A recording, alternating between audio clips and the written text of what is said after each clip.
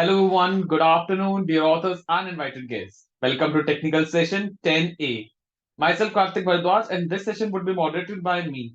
On behalf of Global Knowledge Research Foundation and GR Solistic LLP, it's my great pleasure to welcome you to the 9th International Conference on Smart Trends in Computing and Communication, SMARTCOM 2025, Pune, India.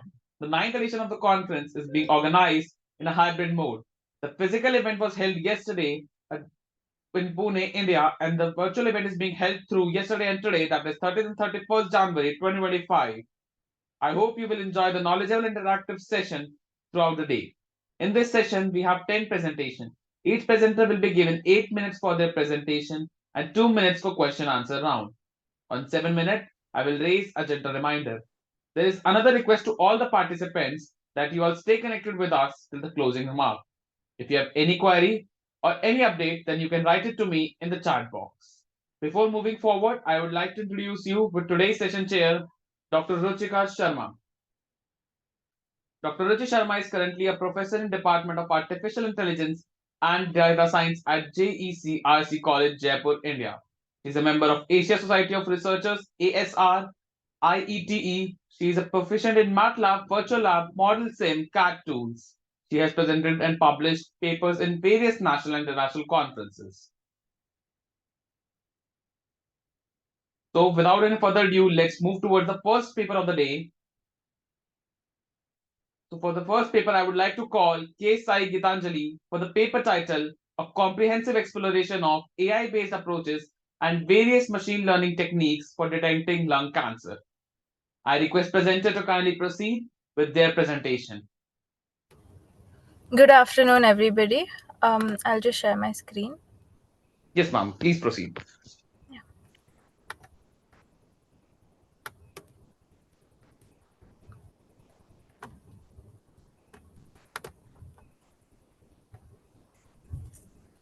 So, good afternoon, everyone. I would be presenting my paper on lung cancer detection using various machine learning approaches. So, my paper is a review paper, and we covered almost 20 papers in depth research, and we'll review all of them based on their data sets, the methodology they used, and the accuracies they've got. And we also give a comprehensive approach as to how the future research should head to and what are the future scopes. So moving on to the abstract, the review paper consists of almost many techniques, machine learning techniques like SVM, KNN, RNN, CNN, and based on all of this, our findings aim to help the researchers in getting a more accurate solution and efficient diagnostic, and moving to saving time and focusing more efforts on promising advancements. So, the overview of lung cancer, first we delve into what lung cancer is and how it is important. So, it gives a reader a basic idea of how lung cancer is so prevalent in most of the states that are present. So, we delve into what are the two types of lung cancers: the small cell lung cancer and non small cell lung cancer. 85% of the lung cancer cases are non-small cell lung cancers, and we have subtypes in them. To detect these lung cancers, we have used CT images or thoracic images. And moving on, this is our literature survey. So our literature surveys has gone through the data collections, and we have found mostly the data collections from good national or international repositories which are licensed and verified. And the methodologies implemented on this are SVM, classifier comparison, feature extraction, GLCM, and CNN, RNN. And based on all of this, a person who's researching on this topic wouldn't know which is the best approach. So, our paper aims to clarify that doubt and significantly contribute in the area of how future research should focus on which methodology. And a few of the papers included are from hospital data sets. They have followed all privacy restrictions like PII and PHI, and all of the papers are very recent papers. They are cutting edge research right now, And we have also put in the remarks as to how that paper tells us which direction to head to. That's the remark column that we have addressed. And we have incorporated two case study tables. The case study tables goes overall two of the case studies from Aarti Scan Hospital and an LIDC hospital, where one of the method used ResNet 50 model and the other one used SVM bragging, naive Bayes, and KNN um, all as a whole on the data set. So theirs was a decision tree which led to show which data set had a better efficiency in which model. Moving on, so this is our conclusion and what we focus on.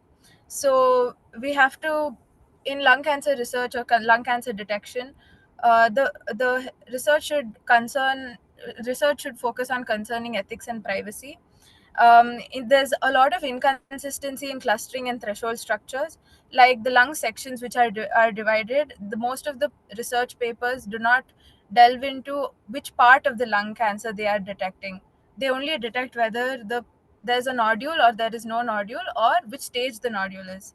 So if we go into the segmentations of lung and focus on thresholding of each region, it will probably give a better aspect in future research.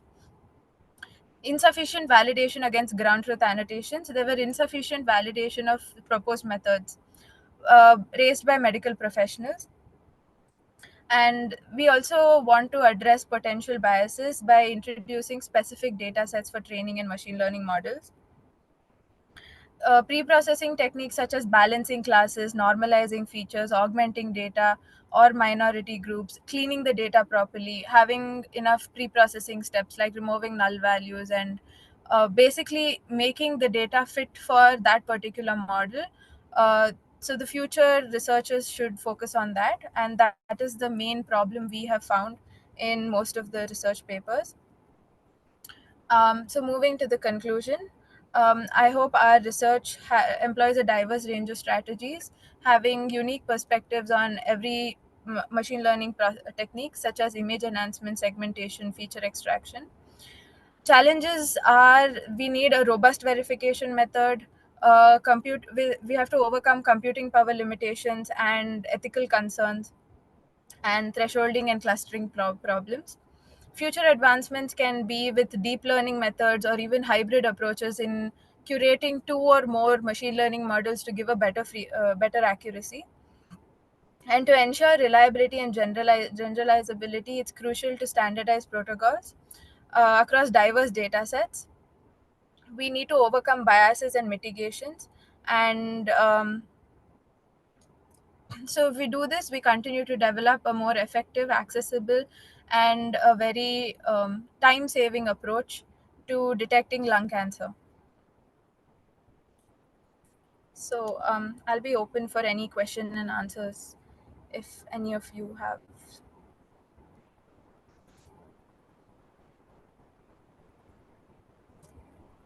I request session chair, ma'am. Ma'am, do you have any questions?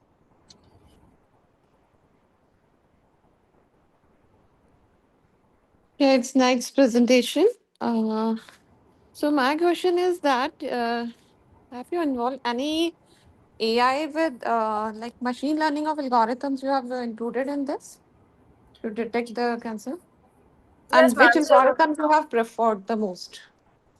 Ma'am, since CT scans and all of this are image processing techniques, we prefer CNN over all of these approaches. But it depends on the data set, and it also depends on what type of nodule they're trying to find. So all of those details are also incorporated in the paper, ma'am.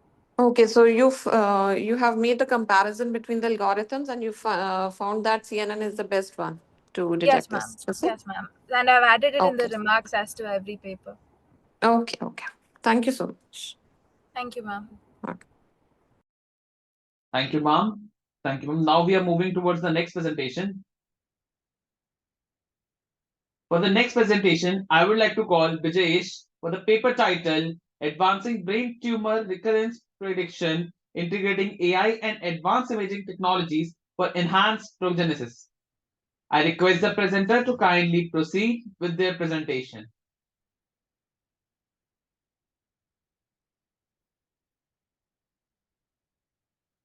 Thank you so much. Let me just share my screen. Yes, sir, you can proceed sharing your screen.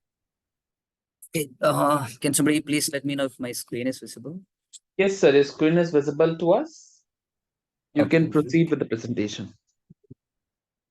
All right. So thank you so much. As it is visible, the research topic here is advancing brain tumor recurrence prediction by integrating AI and advanced imaging technologies for better prognosis.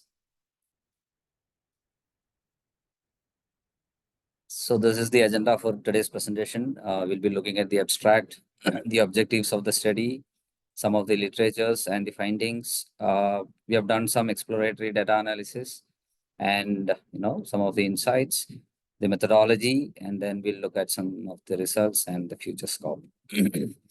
So brain tumor recurrence is when brain tumor returns after a treatment, and it's been found quite common for some of the types of brain tumor. And if you can detect or predict recurrence, before it actually reoccurs, it can enhance your entire treatment plan and everything, you know, uh, very much. So that's what this study aims at. Now we are trying to build a model as an AI model or a deep learning based model that can predict the chances of recurrence in brain tumor victims by taking their MRI data. And so we have used a different type of MRI data or in a different format called NRRD, nearly raw raster data, which it's a n-dimensional MRI data. And from our literature review, we found that these two deep learning models, EfficientNet and Vision Transformers, have not been explored that much in this type of data set. So we thought we will try and establish their effectiveness in predicting this. Okay, so the objectives predominantly is to collect data, and pre-process it so that we can feed it to some of these models, and then choose the appropriate model and implement it and then evaluate it.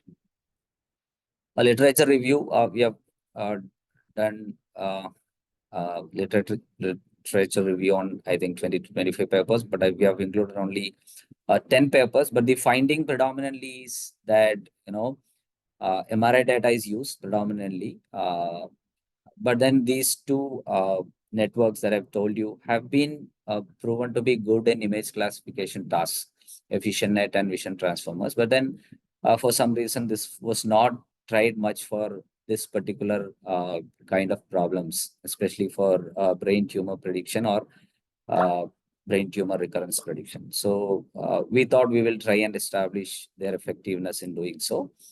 And the framework of the study is on a very abstract level. Collect the data set, prepare it. We have done some data preparation in terms of resizing, normalizing, augmenting, and things like that. And then we have implemented these two basic models. These are pre-trained models, basically, EfficientNet and Vision Transformers. And then we just evaluated their performance in terms of predicting the recurrence of brain tumor. So this is a sample data set and NRRD MRI data. So you can see this is an n-dimensional data. These are just 4 slices that we have taken for the demonstration purpose. It's an n-dimensional data. So we have actually taken only this part of the data. 1 slice per data is what we have taken because it's a huge data set. As you can see here, it was 11.5 GB of data, but we did not take it in its entirety. So we collected from this cancer imaging archive of this particular department of this university. And we performed some exploratory data analysis, and it has yielded some insights into what is the average age, when people are diagnosed with brain tumor, both for male, female. So you can see for female, the average age is somewhere between maybe 50, 60. For male, it is somewhere between 60, 70. So these are some of the insights that we got from the exploratory data analysis. Again, the type of cancer and at what age they are diagnosed. Okay. So in terms of pre-processing, we did label encoding, resizing. So as I told you, we have only taken one slice. So slicing was one of the pre-processing. Then we normalized the pixel values, and then we also augmented the data set by flipping and zooming some of the images. So we predominantly used NRRD data. DICOM data is the other type of data set that is predominantly used in this kind of studies. So this is how the data look like after pre-processing, and you can see the labels are also there. So this is the labeled pre-processed data for both recurrence and non-recurrence cases. This is again just for representation purpose. So once this is done, as I told you, we have tried two models, vision transformers and efficient net. So this is the architecture of vision transformer, basically a transformer based model, but then you have this position and patch encoding coming before the transformer comes in, and then your fully connected multi-layer perceptron, and then the classification. This is the architecture of vision transformer, and the second one is efficient net. This is also a proven pre-trained network for image classification. In efficient net, what happens is, usually for neural networks or any deep learning, deep network, if you want to improve the accuracy, what we normally do is we either scale it in the depth, right? You add more layers, or you scale it in width. You add more neurons in layers, or you give a better resolution data if it is image. So what efficient net does is it does all this together, and it is called compound scaling, and it does so proportionately and automatically. So that's the crux of efficient net, and we have used and this is the architecture. You can see all this convolutional layer. MB-conv is the mobile bottleneck convolution layer, which is used in mobile net, which was introduced in mobile net. So this is the architecture. These two were actually found to be very good in image classification, so we chose them to try for our application. And these are the results that we got for vision transformer. You can see, these are representative outputs, and you can see the accuracy also 94 point something. The accuracy is 94.8. This is how the loss and accuracy is for vision transformer. And for efficient net, it's slightly even better. So you can see 98, right? So yeah, that's our results. And as already discussed, efficient net is slightly better than vision transformer. So this is just a preliminary work. Now, for the next level, we are planning to take this efficient net and fine tune and retrain it so that we can achieve better results. We are also planning to, right now we have only used one slice. We are also planning to use multiple slices in multiple directions if possible. Also employing multimodal data, like maybe if there are other medication details or notes by the doctor who treated, or anything of that sort. We can create multimodal data, and if you can train it using multimodal data, I think the model would even perform better. So all in all, if you can successfully implement it, it can impact the prognosis and the recurrence treatment in a very advanced manner. So these are some of the references, and yeah, now I'm open for questions if any.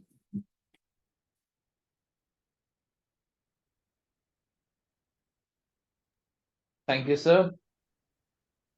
Now moving towards the next presentation. Does anyone have any questions?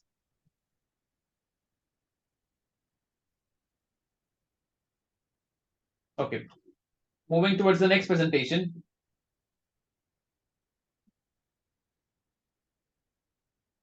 For the next presentation, I would like to call Melvin for the paper title ARK, a 2D fighting game with rollback netcode. I request the presenter to kindly proceed with their presentation. Hello, am I audible? Yes, sir, you are audible. You can Okay. proceed with your presentation. Sir, is there any problem? Just 1 second, please. Okay. I apologize because Zoom is not picking up my other screen for sharing the screen, so I'll have to share it like this. No problem. So my paper is ARC, a 2D fighting game with rollback networking. So what what our paper is that we focus on creating a 2D fighting game, and we want to showcase and demonstrate a technology called as rollback networking. It ensures that players can have an enjoyable game even at substantial latencies by making the game as smooth as possible for the end user and delivering a near offline-like experience. So we also wanted to show that how is it better than a traditional delay-based approach, and why is it better than the traditional approach. So before we get to rollback networking, I would have to explain the traditional approach, which is called delay-based networking. What it does is it introduces an artificial delay to ensure that all player inputs arrive before processing the game state. So this ensures that there is synchronization between both clients without any complex solutions or computational overhead. However, this additional delay that we insert is horrible for the end user because they have to deal with the delay which can be fluctuating as per the network quality. So as an example, I would like to use images from a conference given by Michael Stallone over at GDC 2018. I've included in my references. So what Lockstep does is on pad input, you can see that for frame one, player one has introduced input and it is scheduled to be executed at frame 8. So this is being sent over the network. On frame 6, player 2 gets the input intended to be scheduled for frame 8. On frame 8, the player starts to execute the input, and we can see that both of them have synced up.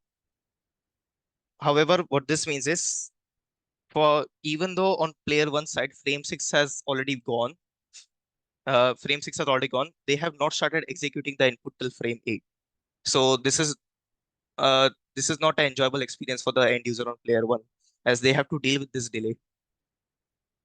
So what rollback networking does is it executes local inputs instantly while waiting for remote inputs to arrive.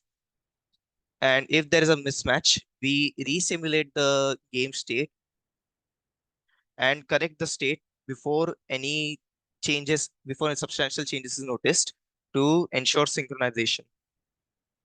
However, this requires some complex solutions and substantial computational overhead over delay-based networking.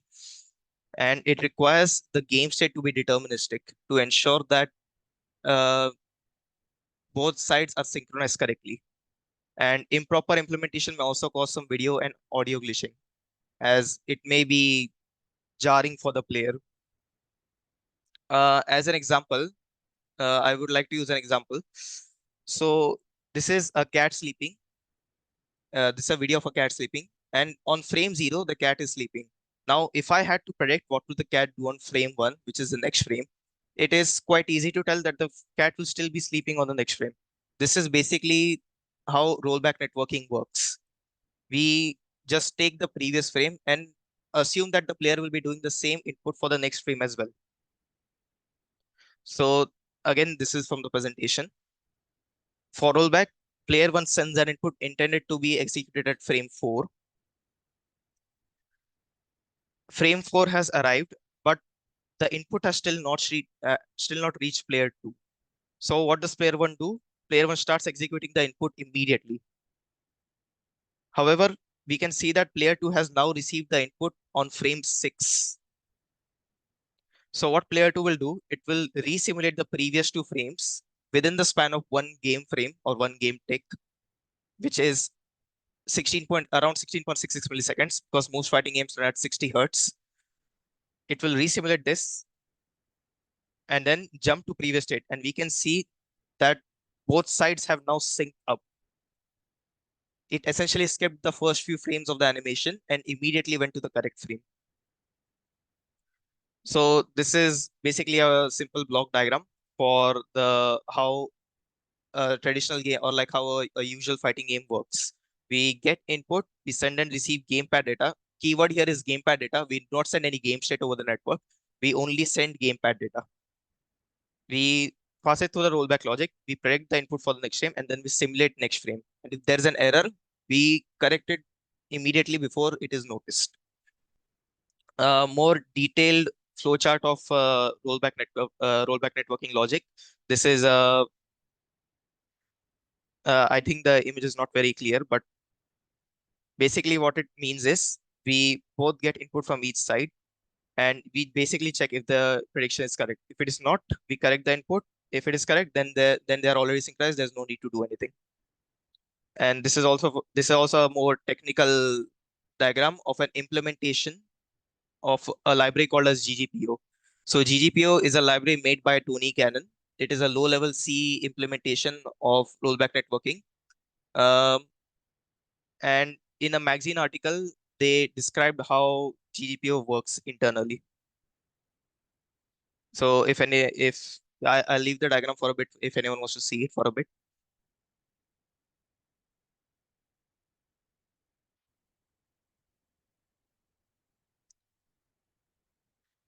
And this is the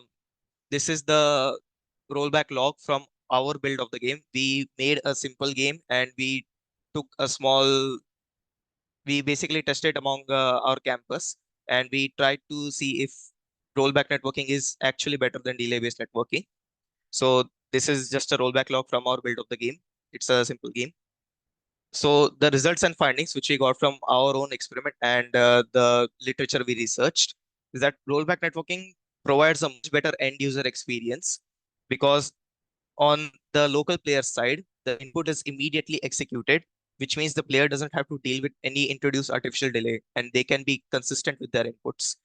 And rollback networking can handle latencies up to 300 milliseconds, or some sources say 333 milliseconds, while delay-based networking starts to feel unplayable for the user and very jarring at around 200 milliseconds itself, maybe even sooner at 250 milliseconds. But however, rollback networking has an increased computational overhead due to all the simulation and restore to previous state game logic. Meanwhile, delay-based networking is very simple because there is no need for rollback anything. If the game state is non-synchronized, then just wait for it to be synchronized. And there can be issues in resynchronization if there is RNG involved, basically random number generation involved. So if the seed of the random number generator is not shared between the clients, the calculation will not be consistent, and there can also be floating point errors among various machines. So for future scope, theoretically, this approach is possible in any fault tolerant application where responsiveness is paramount. So if we want responsiveness first and foremost, but we are fine with not being synchronized for a bit, we can apply this technology. Currently, predictions assume that the player will be doing the same input for the previous frame for the current frame as well. So we can potentially improve predictions there by leveraging some technologies like AI or more sophisticated algorithms. There is currently no standardized implementation for rollback networking. There is a low-level library called GGPO, but there's no standardized middleware for common game engines like Unity, Unreal, and Godot. And most developers do a custom implementation of rollback networking. And another thing is that rollback networking is mostly used on peer-to-peer networking technology over UDP networking. It is not really tested for server client authoritative models or hybrid implementations. So more testing needs to be done there. And there could always be potential improvements in resource utilization and optimization techniques. These are our references. Thank you. If there are any questions, I would love to hear them out. Ma'am, do you have any questions? Yes, I have. So, what is the difference between rollback networking and delay-based networking?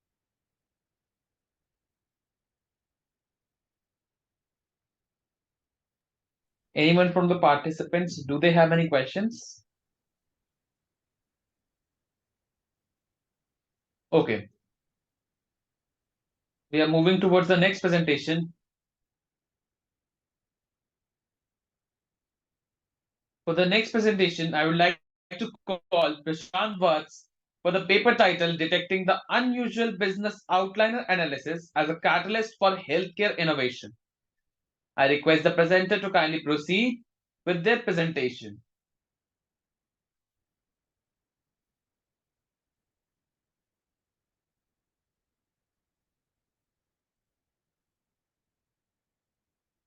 The participant is facing some network issues.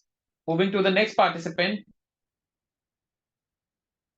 For the next presentation, I would like to call Ashwini for the paper title Enhanced Obstacle Detection in Adverse Weather Condition for Autonomous Vehicle.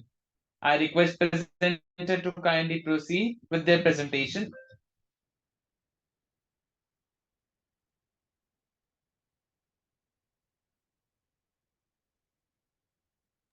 I request presenter to kindly proceed. Yes, I am here. One second, I'll share the slide. Am I audible? Am I audible, sir? Hello? Yes, ma'am, you're audible. Yeah. One second, let me share the slide.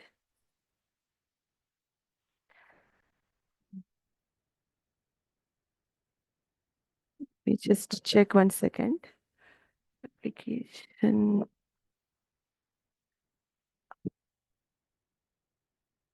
Can you see, sir? Ma'am, it's loading. Yes, ma'am, now it is visible. You can proceed. Yeah, 1 second, sir. 1 minute.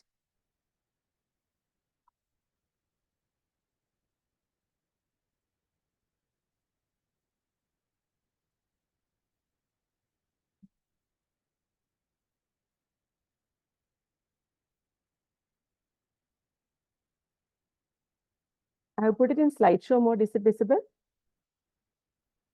Yes, ma'am. Yeah.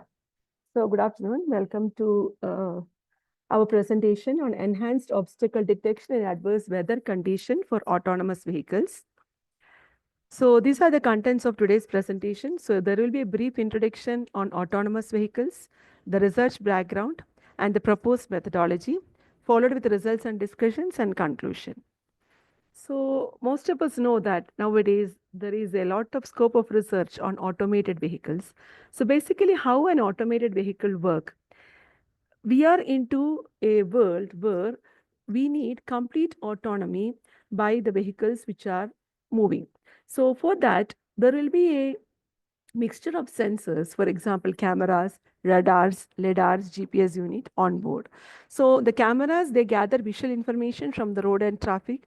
LiDAR sensors, they also can detect road lines and assets and differentiate objects. Radar, they bounce the radio waves of detected objects, and radar cannot differentiate the objects, of course. And the GPS unit identifies the precise position of the vehicle while it is navigating. So these are basically the sensors. But in reality, what happens is that even though we have so many sensors incorporated in the autonomous vehicles, due to different weather scenarios, like there could be dusty, scene, or there will be rainy scenario, it could be snowing, or there will be foggy environment, low light, wind. All these weather conditions may actually disrupt the amount of what you call the video, which is procured by the autonomous vehicles. So here in our research, we are more interested on the camera sensors and the data which is acquired by the video cameras which are loaded in the autonomous vehicles. So of course, video cameras, they will get affected by these kind of weather conditions. So we have selected 4 extreme weather conditions. You can see from clockwise: foggy weather condition, low light, snow, and rain. So this driving data set has been developed by IIIT Hyderabad. They have, the vehicles were with video cameras were driving in different outskirts of Bangalore and Hyderabad, and they have collected a set of data set which we have used for our research purpose. So the first and foremost thing was that we need to go through the existing literature survey.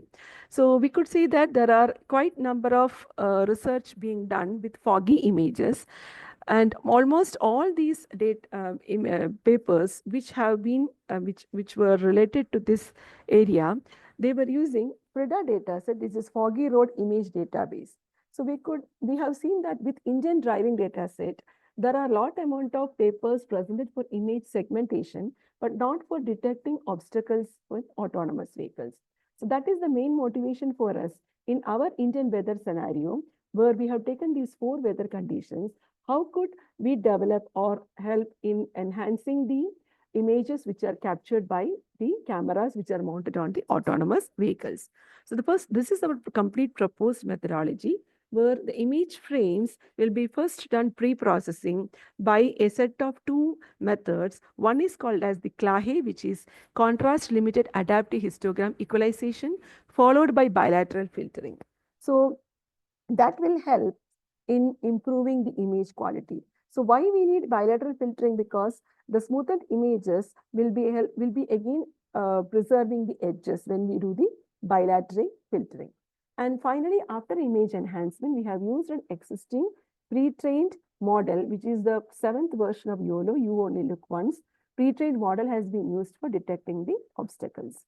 So coming to the CLAHE algorithm, it basically works like this. It will take the input image, it divides it into tiles, and then, for example, 8 cross 8 non-overlapping rectangular sectors. The second step is to calculate the histogram of the images, then clip the histogram to limit the number of pixels, then redistribute the pixels, compute the cumulative distribution function, finally interpolate the pixel values. This is basic working of CLAHE algorithm. So this is the first and foremost step in our paper. Then next, followed by bilateral filtering, as I told, it will help in preserving the edges. So what it does is that it calculates intensity of each pixels in the output image. That is done by averaging the intensities of nearby pixels in the input image, right? And the filter considers the distance between pixels and gives more weight to pixels that are closer and have similar intensity. So this is how these 2 algorithms work, which will be the first and foremost step, or you can call it as a pre-processing step before doing the actual obstacle detection. Then the next step is, here we can see the initial results which we got when we do the image enhancement. So these are a few snapshots of the Indian driving data set for foggy images. And we can see that here the original image and the enhanced image. So we have taken 2 quality parameters. One is the PSNR and one is the SSIM, structural similarity index. So we could improve the PSNR from the original image. So this is for foggy image enhancement. This is what we have got for low light image enhancement. So when the vehicle is moving and it is, for example, evening 6 or 7:30 p.m. So it is very low light that time, whether you are able to enhance the image. Then this is what we have got for rainy images. So only few snapshots we have put it here. So we have tried it for a lot number of images, and every time we could see that there is a quite number of enhancement compared to the existing methods. And this is finally for the snowy image enhancement. So once we do the pre-processing, the next step is that, before that, one thing what we have tried is that, as I told you, with Indian driving data set, this kind of a pre-processing and image detection, there are no much papers being published. So for a comparison, what we have done is that we have taken a few images from the existing FRIDA dataset. So in FRIDA dataset, there are a lot number of original images and also synthetic images. And more amount of work has been done with synthetic image dataset. So we have taken a few images from FRIDA dataset. Here also we could see that there is a quite amount of improvement in the image after doing the pre-processing. So this FRIDA dataset is developed only for foggy images. Next, what we have done is that these pre-processed images, we have used a deep learning model, which is nothing but YOLO. So YOLO, some of you may be knowing, it is you only look once. It is a single stage real-time object detector, which was introduced by Joseph Redman in 2015. So this is the basic working of the first YOLO model, where we will be dividing the input into an S cross S grid, normally 12 cross 12. Then there will be multiple bounding boxes. From that, we will be using non-maximal suppression so that these multiple boxes are removed and final detection is done. So this is the basic working of any YOLO framework. And you can see that this is taken from a video which was uploaded in website by medium.com, just to show you how exactly this object detector works. So we have used the version 7. So version 7, it has seen that it is much faster and more accurate while keeping computational costs low. So here is a comparison of the various YOLO models from 2018 to 2022, 3, 4, 5, 6, 7. The main advantage of the YOLO V7 is Sorry to that you interrupt, use, ma'am, but you have 1 minute to conclude. yeah. So YOLO V7, it uses extended ELAN method. So extended ELAN method is nothing but extended efficient layer aggregation network, which is the main backbone of YOLO V7. So the main advantage is that it will have compound model scaling, and there is one more technique called as trainable bag of freebies, by which it improves the real-time object detection accuracy without increasing the inference cost. So I'm just skipping the main working of YOLO V7. So these are the results we have got for foggy dataset, low light dataset. The actual detection is much improved compared to the existing work which has been done. So you can see that whenever it is a snowy environment or rainy environment, the objects are clearly detected after passing through the YOLO V7 model. So these are the results we have got. We could get improvement in the PSNR and SSIM. This is with the IDD dataset. And these are the results we have got with FRIDA dataset. And coming to conclusion, unlike prior works focusing on individual weather scenarios, our study addresses multiple challenging conditions, which is very much required in the current research. So in future, we would like to work with larger data set and additional weather conditions like dust, smoke, wind, etc. Thank you. Any questions? Anybody? Any questions?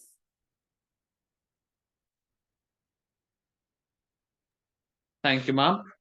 Now moving towards the next presentation.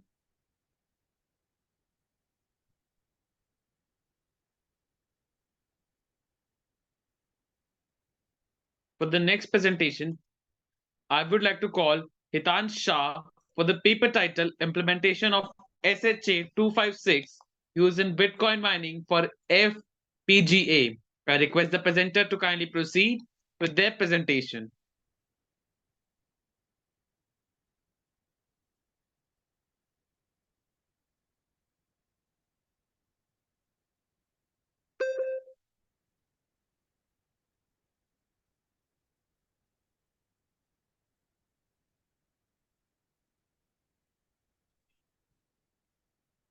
Sir, you are not audible.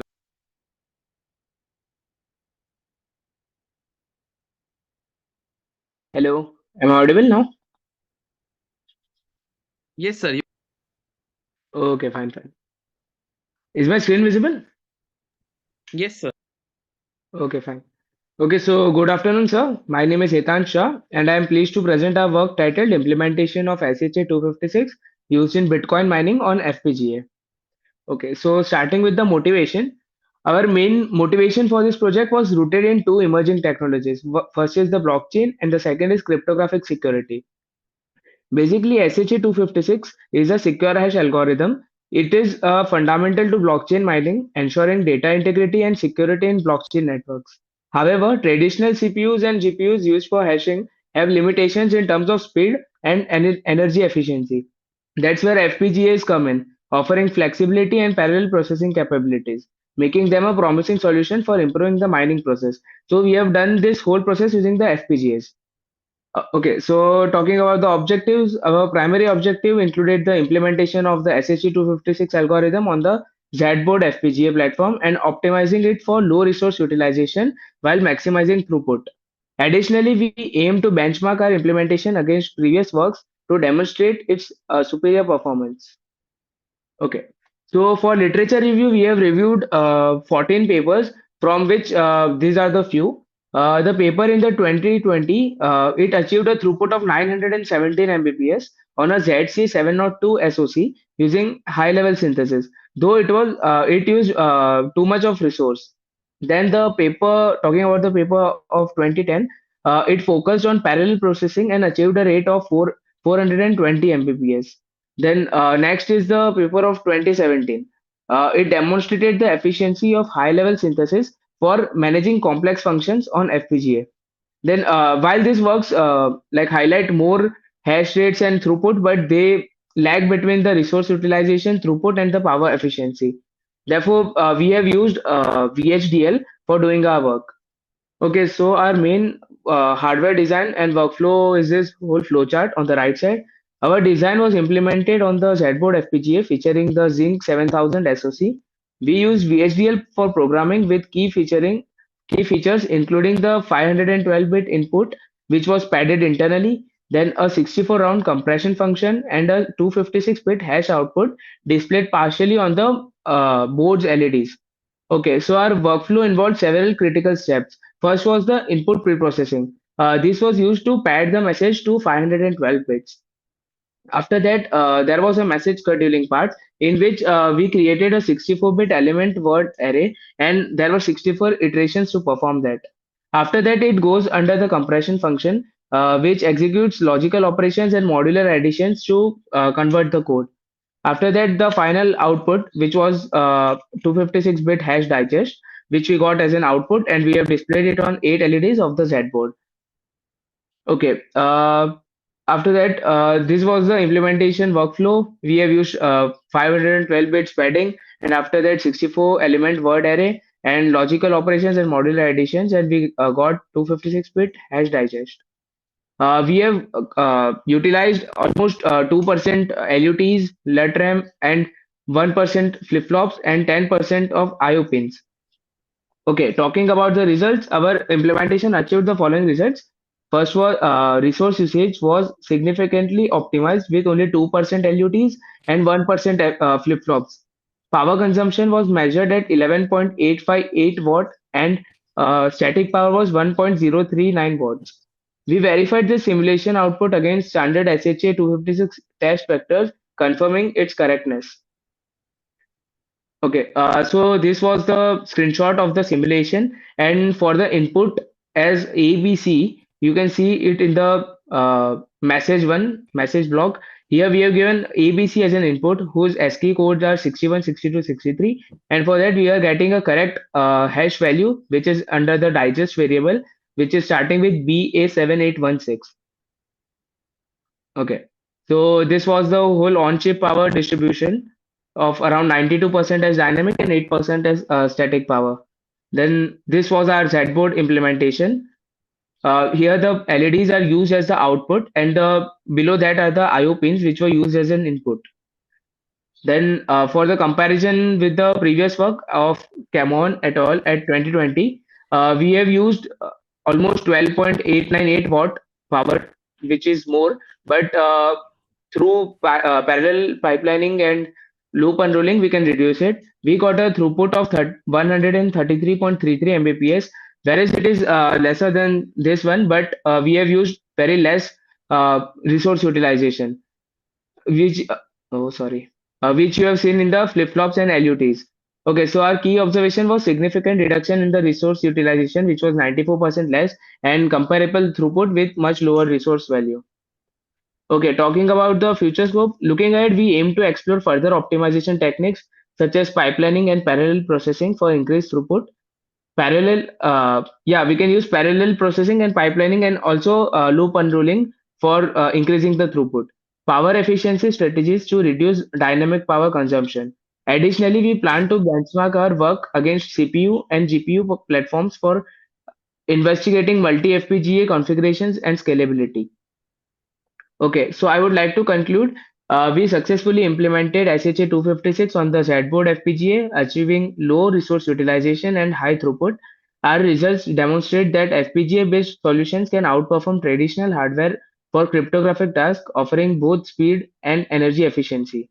Thank you for your attention. I would be happy to take any questions. Thank you, sir. Now I request session chair, ma'am. Ma'am, do you have any questions?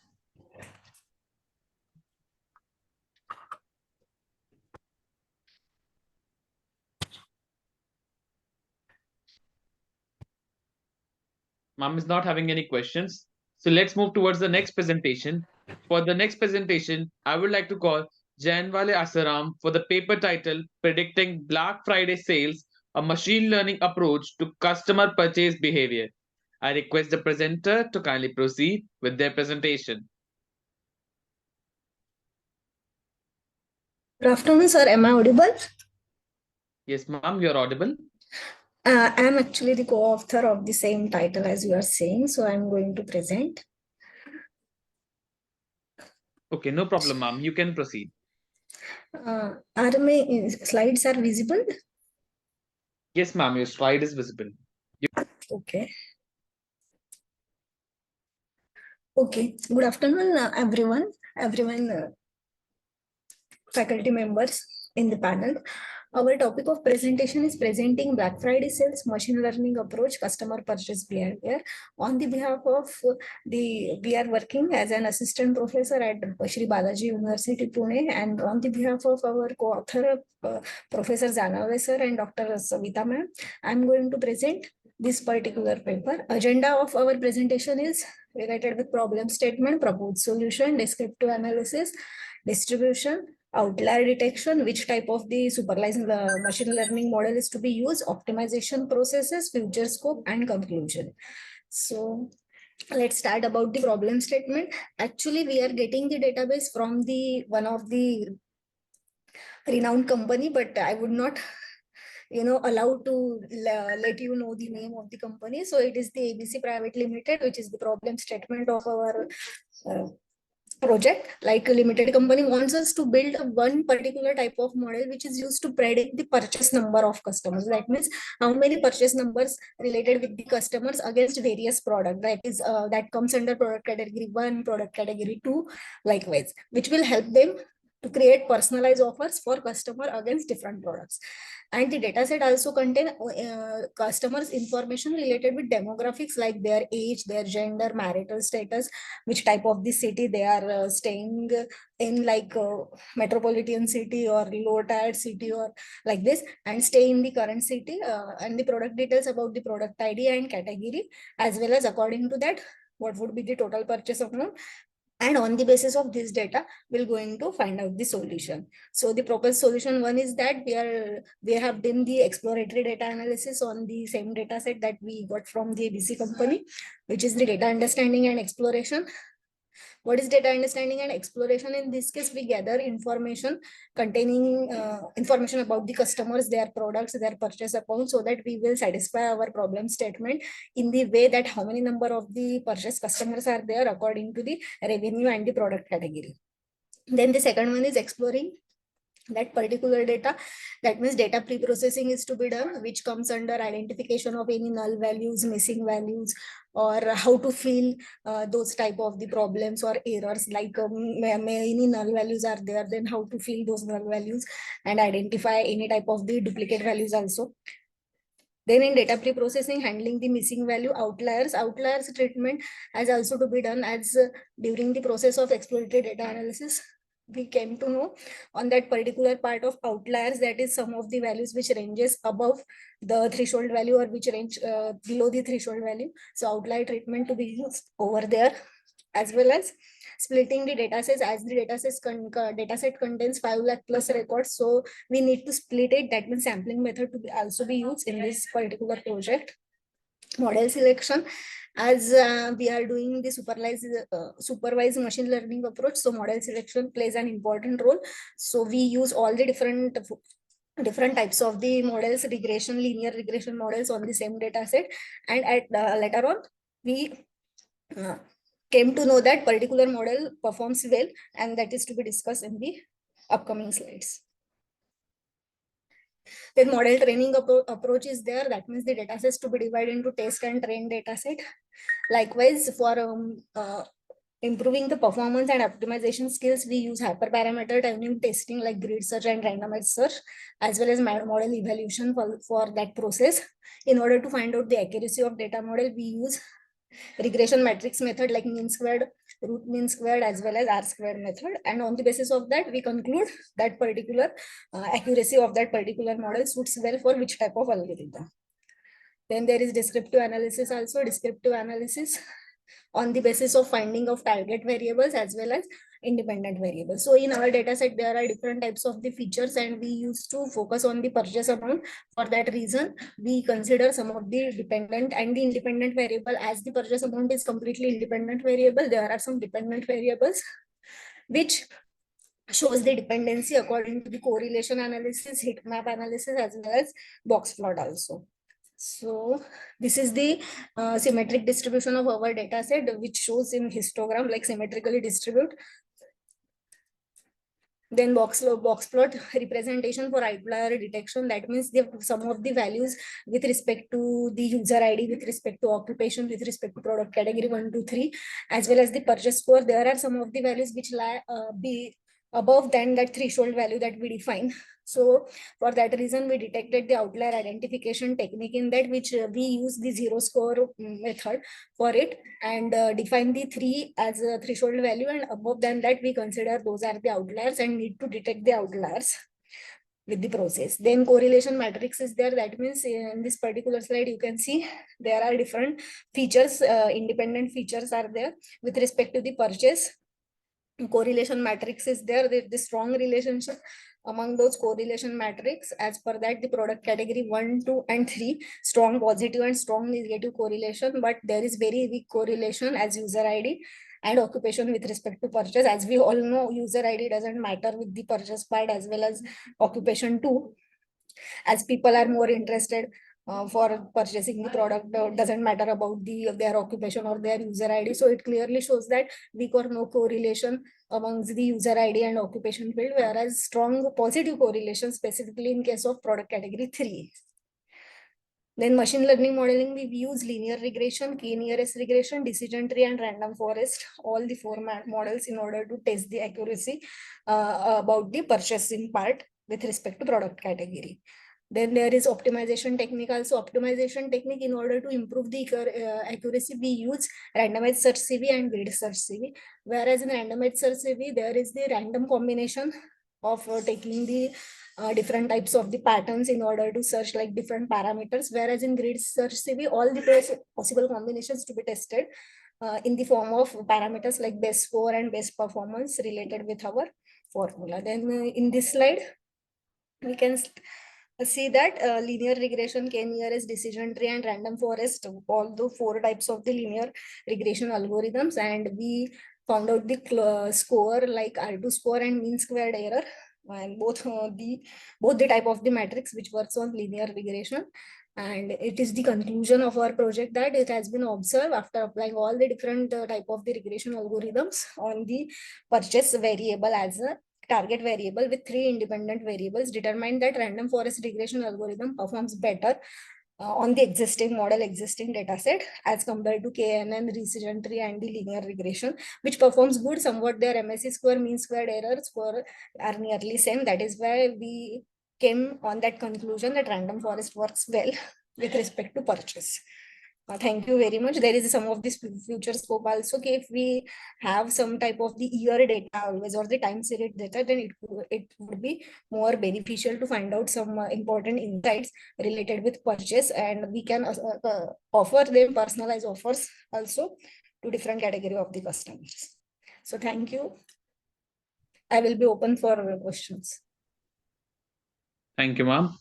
I request session chair, ma'am. Ma'am, do you have any questions? Ma'am is having no questions, so let's move towards the next presentation. Thank you. Thank you, ma'am. For the next presentation, I would like to call Shrikant for the paper title Text to Braille Conversion System using Microcontroller and Servo Motors. I request the presenter to kindly proceed with their presentation. Yes, am I audible and is my screen visible? Yes, sir, you are audible. We are just waiting. Now your screen is visible to us. Sure. So my project title, good morning, ma'am, and good morning, sir. So my project title is Text to Braille Conversion System using Microcontroller and Servo Motors. So we'll go through the table of contents for this presentation, my problem statement, my components, my methodology, the implementation that we took, and the advantages and future scope. So if we get to the problem statement, So around 285 billion visually impaired individually globally face challenges in accessing text-based resources. So most of the text-based resources which is there on paper can be easily converted into text, but the issue is which is there on the internet or in digital data can't be converted into braille. It is really costly. So we are having the lack of affordable assistive technologies, which is a barrier to education and information. The objective that we had is to develop a low cost system to convert text into braille output for tactile reading. Text means not just text, a dot project is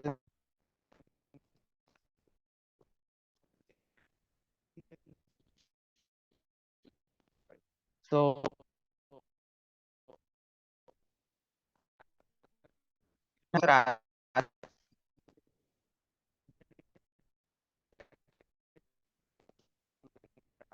braille pointers is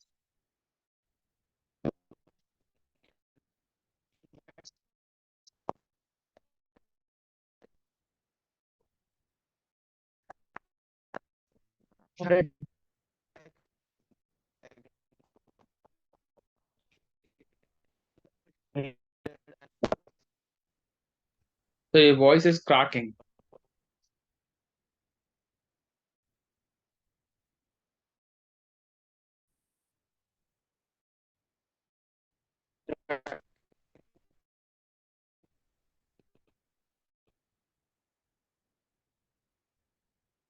So your voice is cracking. We are not able to hear you. Am I audible properly now? Yes, sir. You can Hello. proceed from where you have left. So we needed an OS to read the text as a letter. So so what we did, we included the Noobs OS from Raspberry Pi and implemented it, put it into the chip to run the OS. So then we have the text to braille conversion. So we wrote a predefined code. So if there's a particular letter, a particular set of servos would move, and I would explain how it would move in the further slides. So then we have the servos mechanism. So according to the code, as I told, the servos mechanism would change and adjust the heights of the dots. There are 6 dots in braille, and it will adjust accordingly. So if there is a series of letters, it will go to the next letter. So that is the next step in the methodology, and we'll go to the next character so that the output is updating per second. That's how we have coded it into the Raspberry Pi. I shall be going to the next slide. So if we come to implementation, so implementation, we have two parts, the software and the hardware. As I told, software, we put a micro SD card and mounted it into the Raspberry Pi, including the OS. And in the Noobs OS, we used a Python compiler to put in the Python code. So next, we map the text to Braille patterns as defined as dictionary mapping alphabets to Braille dot patterns. So including the GPIO library to control the servos for each character in input text, fetching the Braille pattern from the dictionary. Actually, it would be better if I show the Braille alphabet. So for A, we are having the topmost left part of the topmost left part of the braille. So that specific servo motor would be from 0 degrees, it would be converted to pushed to 90 degrees. And therefore, and therefore, and similarly for numbers, we will continue. So for the hardware, we have gone into, as I was telling, so we have gone into 0 is when the pin is retracted and 90 when the pin is raised. I will go back to the example. So if we take example of 1, the orange dot is when the pin is raised at 90 degrees, and the remaining dots will be faced at 0 degrees, so it does not hit the membrane. We will be showing the actual picture of the project in the upcoming slides. So this is the result of the project. As you can see, if the particular braille or text is not, that particular dot is not activated, it is at 0 degrees, otherwise it is at 90 degrees. So you could let these photos sink in, and we will continue with the presentation. So what advantages we found in this project? It was a really socially important project. So real-time feedback that we are having here. So converts text to braille dynamically, allowing user to set the time delay. So we have also written the Python code that you can set the time delay, like how fast, like in a reader, we set how fast we need to read. Similarly, we have included this in our project, and it is very cost effective. I went and saw personally how much a .txt file to braille cost. It approximately costs 28,000 pounds, which is insane.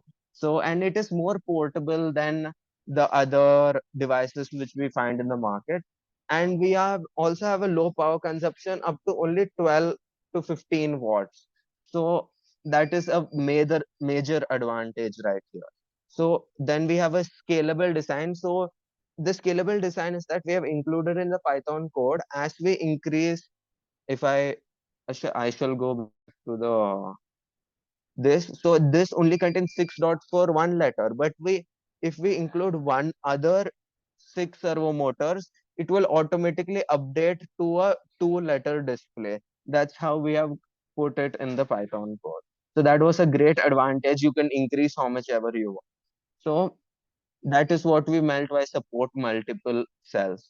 And it is customizable. It can be changed to any language and symbols. We have not included symbols into our project as well. That's a future scope, as we are coming to future scope. So as I told, we have only created for one letter, but creating for multi-line braille display is our basic future scope. And then we have real-time input options. We only took into consideration the text-based information, but in the future we would clearly like to bring from a video or a audio input. We could convert that into braille, like how in television a person is speaking and on the side there is a person with sign language. So that is a clear advantage right here. And the advanced braille type, as I told, the signs, the mathematical equations have still need to be implemented in braille properly. So we would like to bring that also into our future scope. So I would like to almost conclude the presentation by saying small dots have infinite knowledge. That is our belief in this group. And I would thank you for listening. Any more questions would be better. Thank you, sir. Ma'am, do you have any questions? Okay. Moving towards the next presentation. For the next presentation, I would like to call Abiomi for the paper title, The Role of Technology in Subsistence Farming, Data-Driven Insights and Challenges. I request presenter to kindly proceed with their presentation. Good afternoon. Good afternoon, sir. You can proceed with your presentation.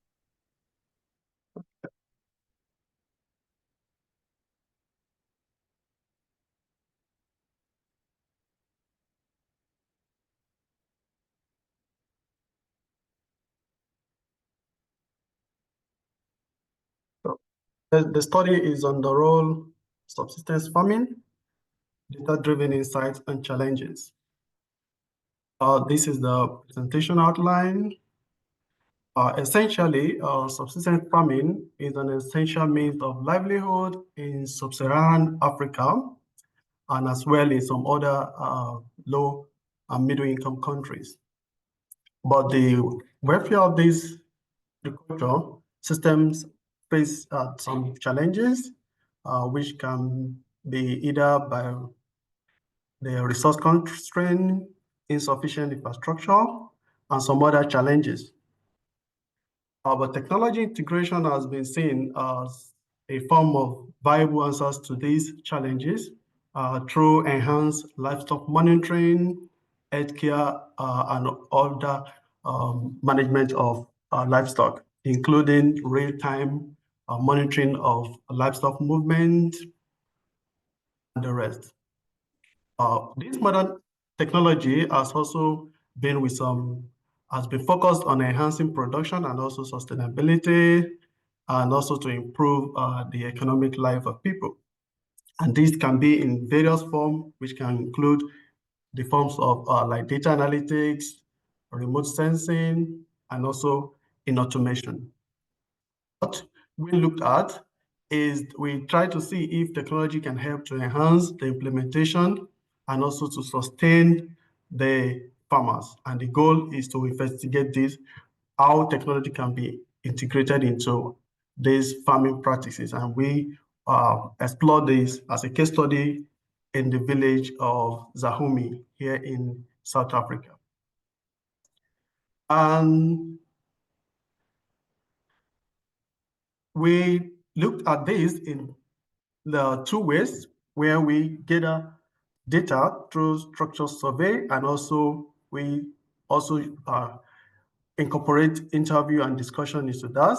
And we use this data to analyze in two ways, whereby we use descriptive statistics and also inferential statistics using logistic regression. And the reason for this is to explore the relationship between the data so that we can identify the key elements that help in the adoption.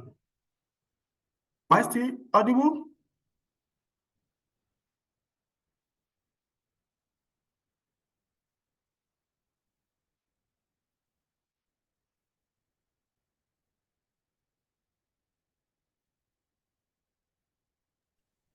Sir, you are not audible.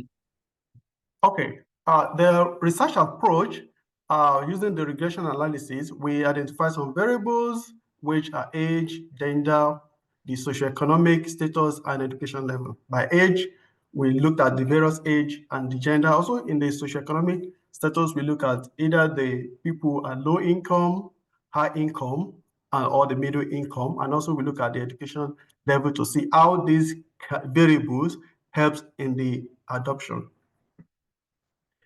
The result, starting from the descriptive statistic, whereby we explore the various aspects of the adoption, starting from the why the technology adoption, we are able to see that about 56 of these farmers were able to see the need for technology integration, which means that they are open to technology integration. Also, in knowledge of the adoption, we are able to look at what are their observation towards the adoption, and about 41.4 of these participants show some considerable level of expertise, meaning that some of these farmers are literate. Looking at the data set, we'll see that the data set helps us to identify that more of these participants are young, within the young age of 30 and 41, which also show in this result that they are actually open for technology adoption. Looking at some of the limitations, we could see that some critical issues, which basically more of this was about access to technology. Many of these farmers, particularly due to probably the case study of the rural environment, we could see that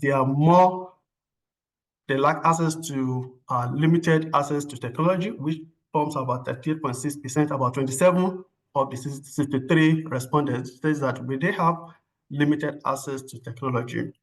Another significant issue is availability of fund, which we're able to understand that they have less access to fund, which means that if they have access to more fund, they could probably be able to incorporate technology in their farming process.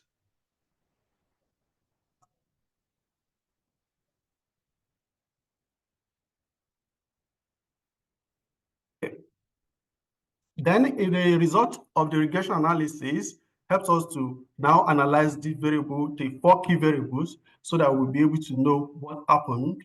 And from the regression analysis, we can see that gender also form part of the key adoption level, which we're able to see that male and female gender, often from the data, we could see that male were less likely to adopt technology than the female, which means that there are negative significant coefficients and also marginally significant, meaning that there are other adoption key value or variable that are just not just gender. So gender could not be seen as the only factor for technology adoption.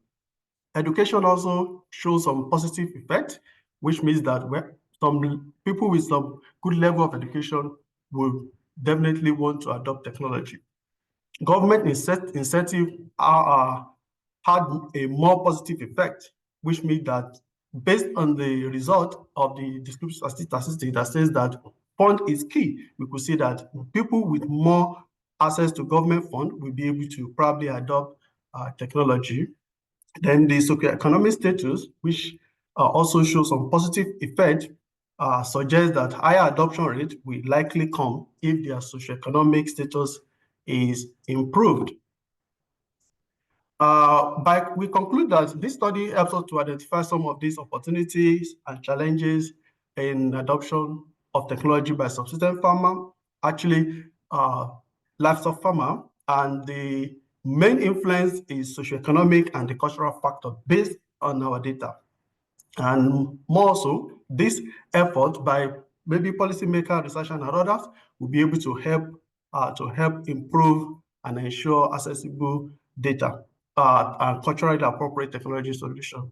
Basically, this study focused on just one rural area. We hope in the future we will expand this data set to be able to identify more reason for adoption, but we're able to see that socioeconomic and cultural and infrastructural factor are main issue to the level of adoption, and we hope to see more of these factor coming up with more and larger data sets in the future. Thank you for listening. Thank you, sir. I request ma'am. Ma'am, do you have any questions? Moving on to the next presentation. For the next presentation, I would like to call Dinesh Rajput for the paper title Voice Cloning and Avatar System. I request the presenter to kindly proceed with their presentation. Moving towards the closing remark. I sincerely thank our authors for their excellent presentation and contribution in this session, and all our participants for being a part of this international conference. I hope this session was informative enough. We, on behalf of the whole team, thank you for your support during the 9th version from the previous 8th version of the conference. We'll be happy to have you in the 10th version in 2026. All the presenters will be getting their digital certificates through email within 2 working days. Further, all the paper have already forwarded to the Springer. The publication will be live within 6 months. Kindly cooperate with the team of SMARTCOM 2025. I also thank our session chair for chairing the session.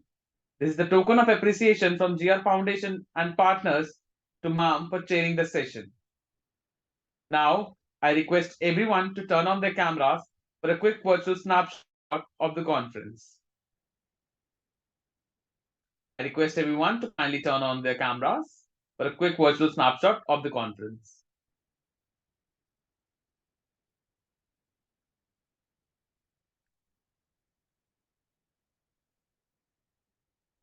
Thank you, everyone. Stay safe, stay connected. Bye, sir.